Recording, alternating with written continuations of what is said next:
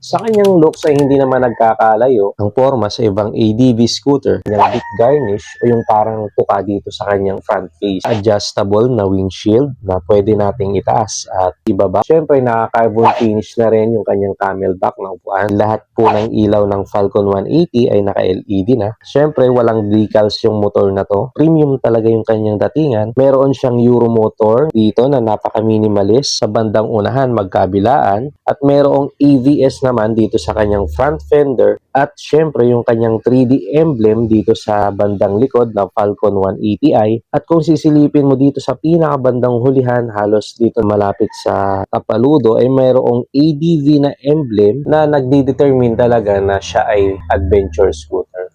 Punta naman tayo sa kanyang specs. Ito ay may 180cc engine displacement, 4-stroke, single cylinder, 4-valve, liquid-cooled na panlaban sa mahabang biyahe. Single overhead cam, bukod sa naka-FI na ay naka-ESP Plus engine pa ito na bihirang-bihira sa mga gantong klaseng motorcycle na nagbibigay ng advanced engine technology lalo na sa mga scooter para mas mapaganda ang performance, power output, durability, syempre yung kanyang fuel efficiency, kaya mas matipid palalo sa gas. Meron naman siyang maximum power na 18.5 kW at 8,500 RPM dahil nga 180cc siya. Kaya ramdam mo talaga yung power nito at may 17.2 Nm of torque at 6,500 RPM naman. Sa kanyang compression ratio na 11.7:1 at meron naman siyang 61 by 58.6 mm na bore and stroke. Sa 8.5 liters tank capacity, 40 to 45 kilometers per liter. Naka full digital LCD display na rin ang panel nito. Equipped na rin siya ng USB ready na charging port. Smart key system na rin ito. Naka auto start and stop system na ito na ibig sabihin kapag huminto tayo ng 3 to 5 seconds ay kusang namamatay ang engine to save fuel lalo na sa mga stoplight.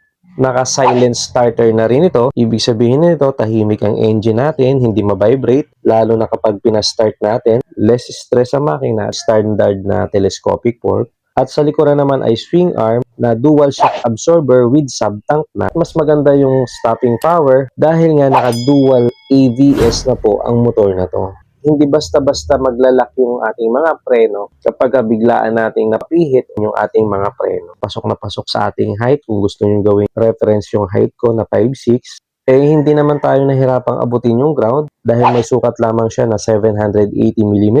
Ang presyo ng motor na ating nire-review ngayon ay 129,900 dahil nga ABS version siya. Meron naman siyang CBS version na nagkakahalaga ng 126,900.